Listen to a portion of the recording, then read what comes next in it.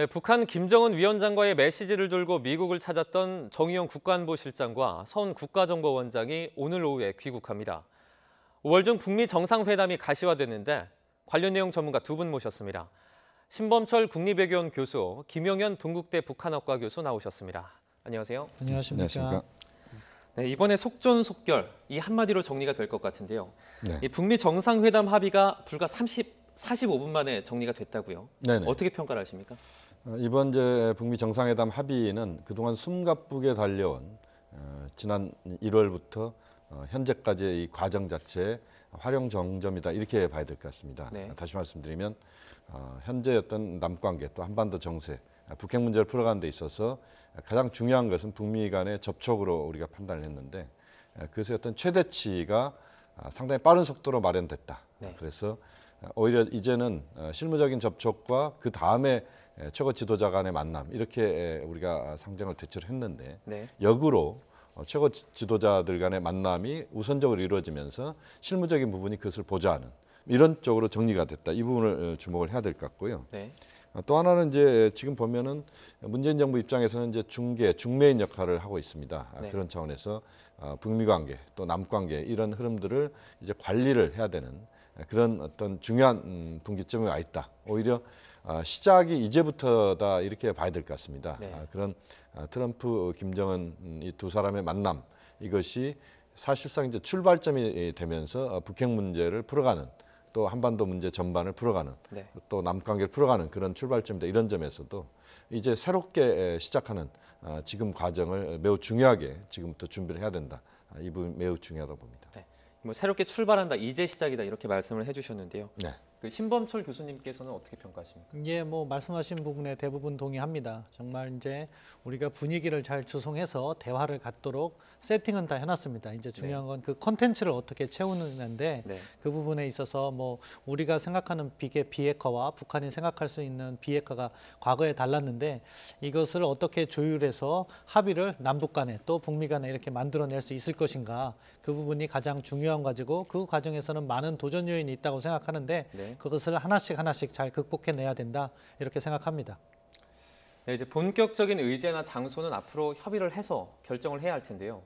이제 그 북한 김정은 위원장의 여동생이죠. 이 김여정 제1부부장이 이 대미 특사로 파견될 가능성도 언급이 되고 있습니다. 이 부분에 대해서는 어떻게 생각하십니까? 예, 뭐 외신에서 그런 이야기를 했는데 지금 미국 이야기를 들어보면은 정상회담을 한다. 그 전에 예비회담이라고 했습니다. 그런 네. 것을 뭐 가질 수 있다 이렇게 네. 이야기를 했기 때문에 네. 그러한 예비회담 차원에서 추가적으로 특사를 파견할 가능성은 있다. 그 대상이 누가 될 것인가는 전적으로 뭐 북한에 달려 있는데 네.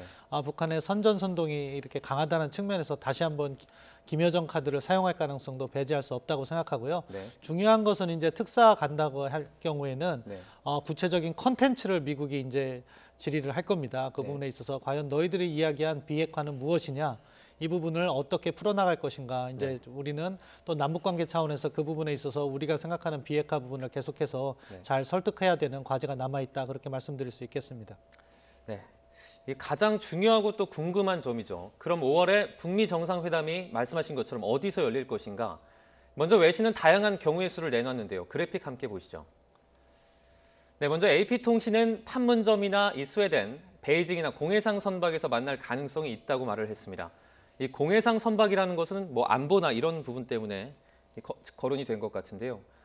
그리고 또 가장 확실한 장소는 판문점 평화의 집이라는 얘기도 나왔습니다.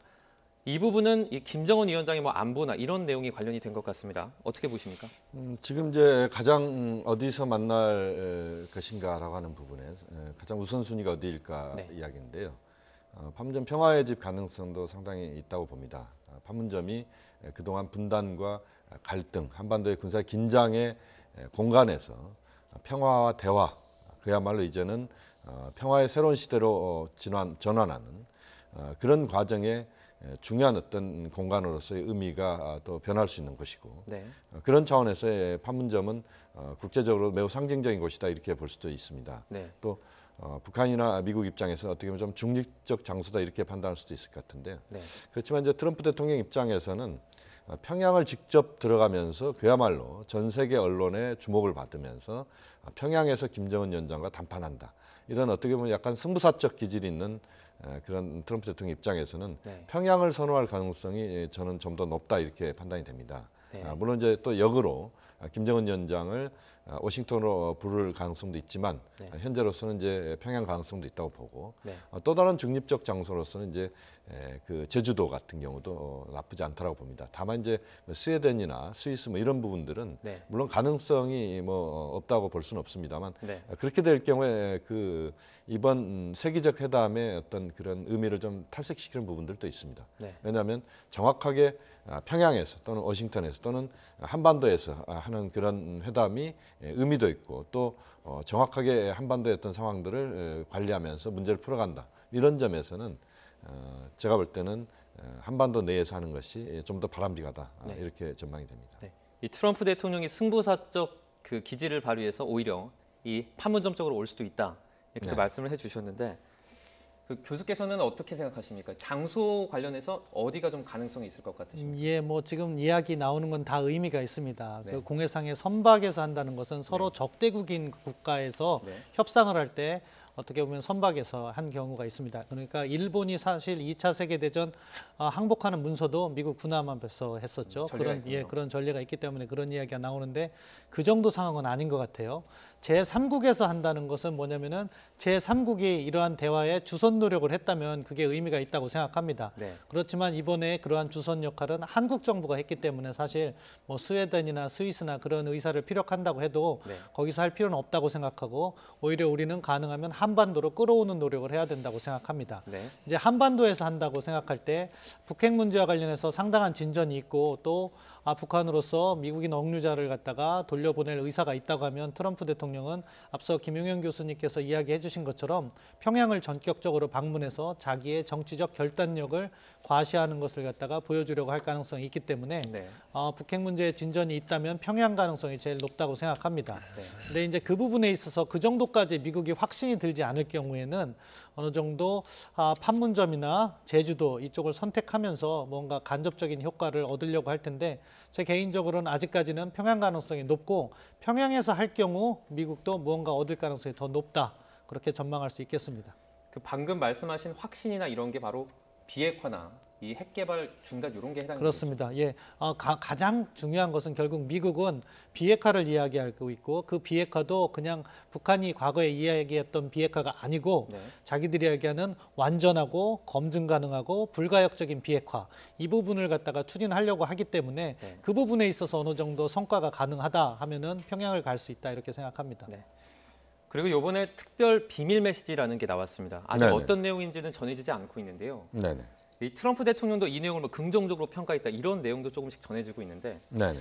이 특별 비밀 메시지가 과연 어떤 내용일까요? 그 부분은 좀 더 지켜봐야 될 것 같습니다. 정확하게 그것이 어떤 것이냐, 뭐 이 부분에 대해서 상당한 관심이 있는 것은 사실입니다만, 네.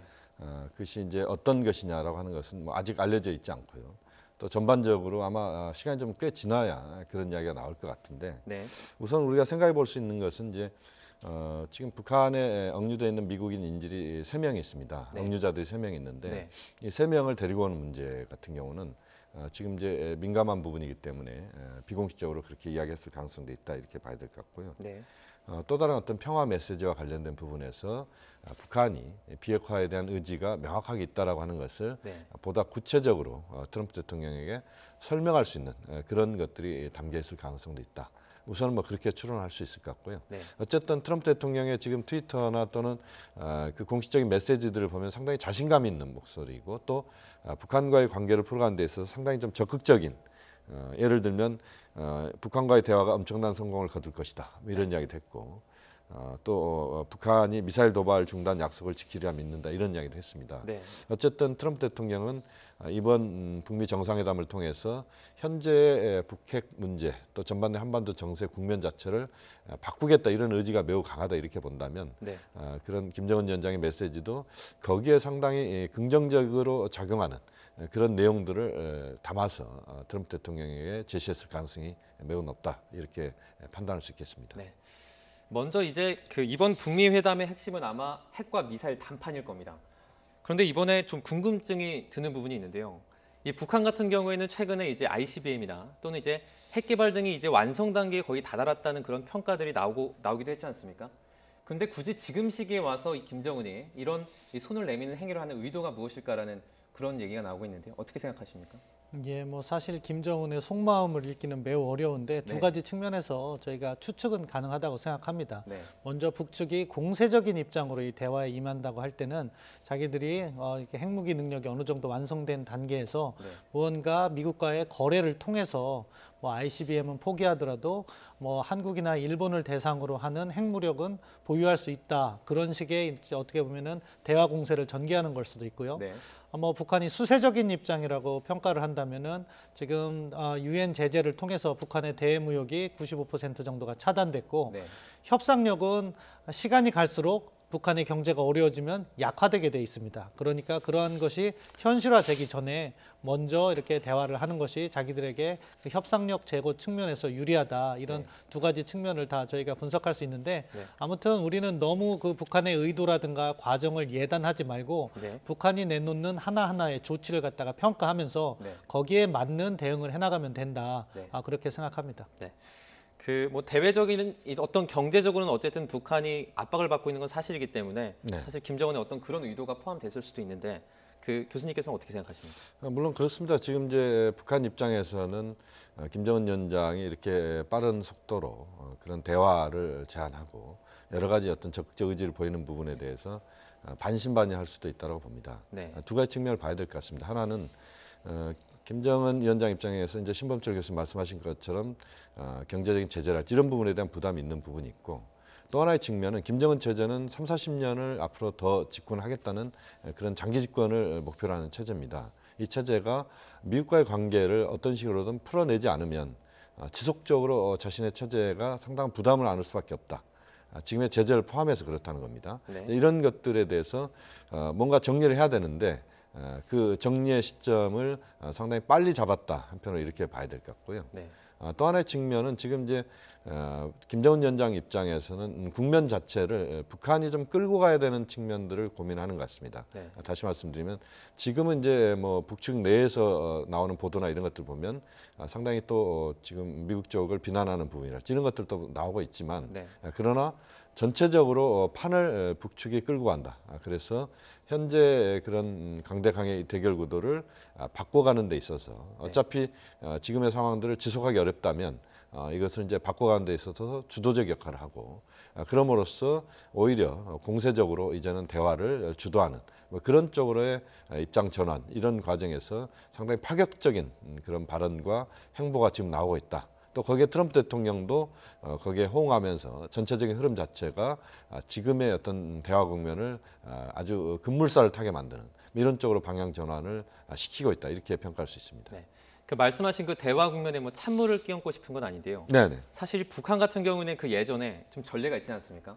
약속을 했다가 어겼던 그런 전례가 있기 때문에 네. 사실 우리나라 정부에서는 어떻게 대응을 좀 그 반드시 뭐 100% 믿을 수 없는 네. 그런 입장이기 때문에 우리 정부는 어떤 식으로 좀 대응을 해야 될까요? 지금 이제 그런 이야기들을 가끔 또 많이 또 하는 부분들이 있습니다. 과연 네. 북한을 믿을 수 있느냐라고 하는 부분인데 현재 지금 북미 대화나 남북 관계 이 전반적인 평창으로 만들어진 이 국면들을 풀어가는 과정은 그것은 어떤 진실이 뭐다 또는 북한에 어떤 신뢰할 수 있느냐라고 하는 그런 측면을 미리 상정해 놓고 가는 게 아니고 네. 어떻게 보면 함께 끌고 가는 겁니다. 다시 말씀드리면 우리가 중매 결혼을 할 때 네. 중매 결혼을 할 때 모든 그 사람의 그 성격이나 이런 것들을 다 판단하고 그것을 미리 애정해 놓고 가지 않습니다. 그렇죠. 그것은 만나는 과정에서 하나 둘씩 맞춰가는 부분이 있고 네. 또 그 과정에서 또 문제가 생긴 부분들은 또 극복하고 상호 신뢰를 만들어가는 과정입니다. 지금의 북미 관계, 남 관계도 역시 그 과정입니다. 네. 그래서 문재인 대통령도 그런 이야기를 자주 했습니다만 실제 지금 상황은 문제를 하나 둘 풀어가는 과정이기 때문에 그 과정에서 발생하는 여러 가지 부분들은 또 함께 또 수기해가면서 문제를 풀어가야 되는 것이고 네. 또 하나는 지금 문재인 대통령이 이야기했던 우물가에서 숭늉 찾지 말자라는 이야기를 했는데 네. 지금은 이제는 우물가에서 물을 길어다가 이제는 숭늉을 끓이는 그런 출발점에 시작점에 왔다. 이제는 물을 끓이는 그런 시작을 하는 네. 이런 상황이 왔기 때문에 네. 지금 상황에서 너무 앞서갈 수도 없고 앞서가서도 안 되는 것 같고요. 좀 더 신중하게 문제를 풀어가면서 네. 접근을 한다면 현재 그런 우려들은 또 극복될 수 있다.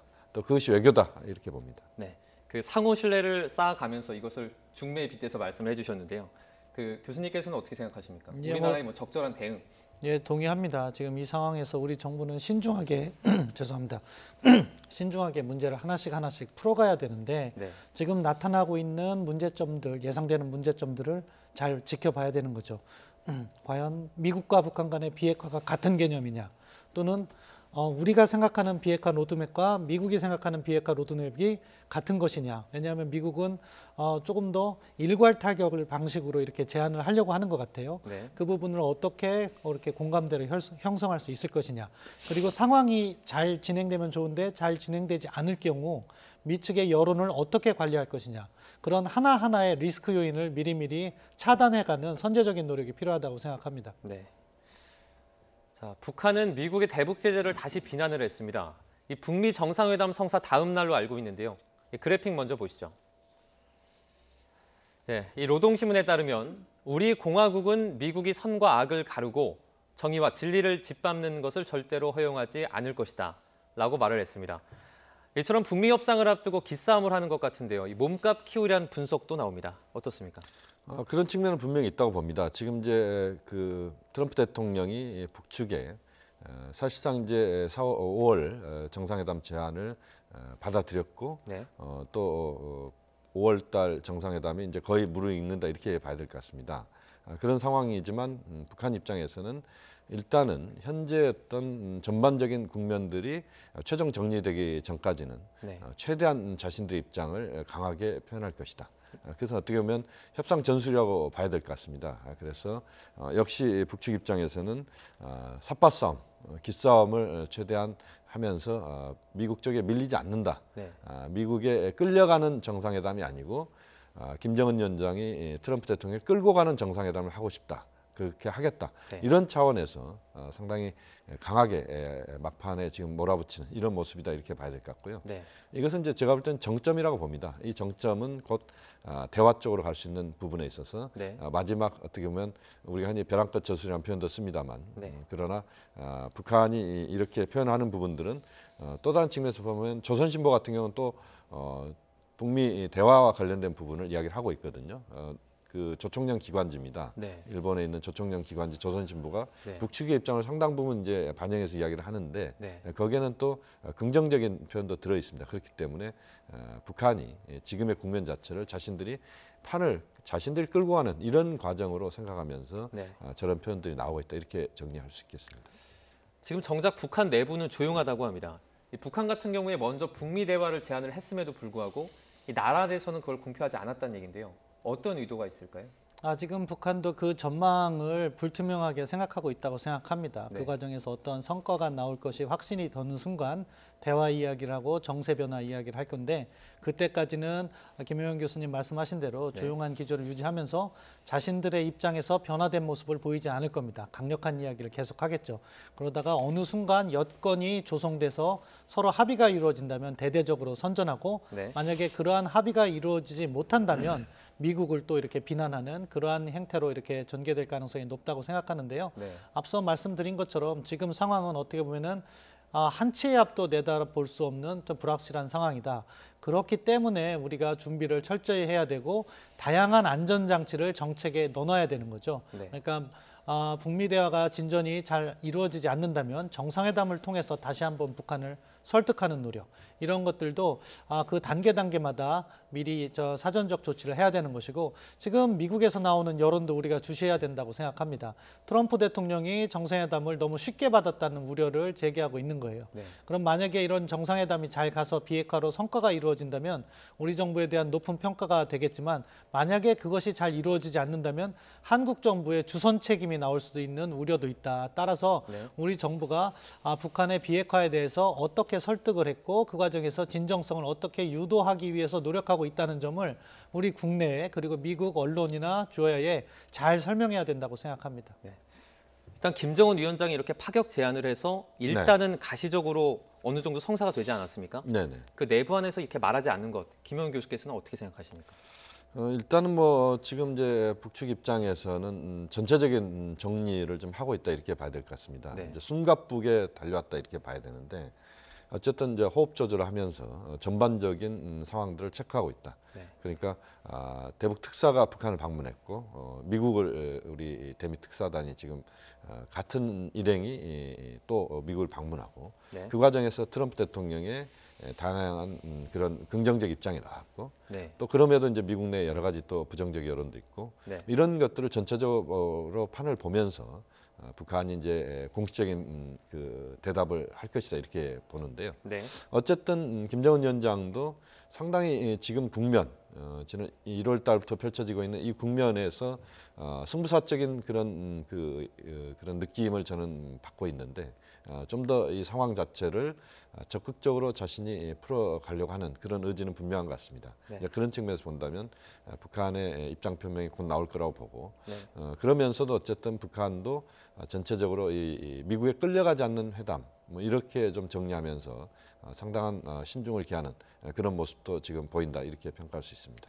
그 북미 회담 계속해서 말씀을 좀 드리면요. 이 뉴욕 네. 타임스에 따르면 이번에 트럼프 행정부가 주최를 하는 이 북미 대화가 실제 열릴 가능성이 이 절반 이하다라는 이런 평가를 했습니다.